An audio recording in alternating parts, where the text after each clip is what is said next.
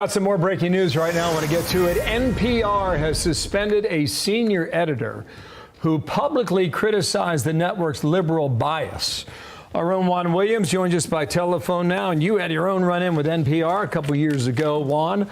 Thank you. Yuri Berliner is his name. He came out with this long essay about how he felt internally the news-making decisions on behalf of NPR were misguided, and he set out to fix that. What do you think of the 5-day suspension just handed down? Well, are they suspending this man, Bill, because he, in my opinion, rightly pointed out that, you know, they're an insulated group of liberals who think they're right about everything. They think they're good people, and they have a very hard time with people who think differently. Are they suspending him for that, or are they suspending him for going outside of NPR without approval to publish his essay and even to do some interviews?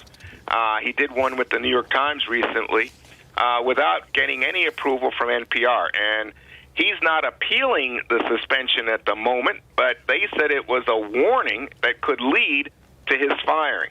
Yeah, it's going to be interesting, Juan, whether he can provoke change at NPR by being outspoken about what he sees as disparity in their coverage, or he's probably going to eventually move outside of NPR, and this has certainly given him a lot of exposure and a lot of prominence that he could leverage potentially. Well, I think he could. Now, let me just say that this story was actually broken by NPR, Martha. I mean, this is sort of a very intriguing dynamic.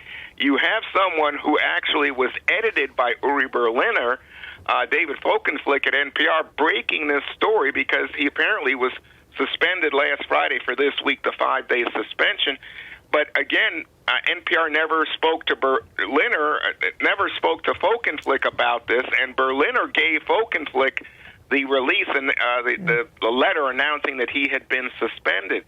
So there's lots of strange things going on, but one of them is that you see Berliner and others who are critics of NPR pointing out that the new head of NPR, Catherine Mayer, is someone who in the past has been tweeting critically about Donald Trump. And the question is, can she come in and be a uniter, a fair voice at NPR, given that she has been outspoken in her political views? Juan, in your view, and you can read a lot of pieces just about every day about the internal agita this has caused at NPR.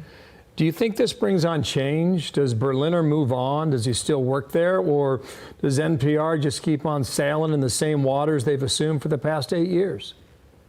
Well, look, we live in a very polarized media landscape, Bill, and my sense of Uri Berliner is he's been there 25 years. This is a man who's won a Peabody. He's an accomplished journalist.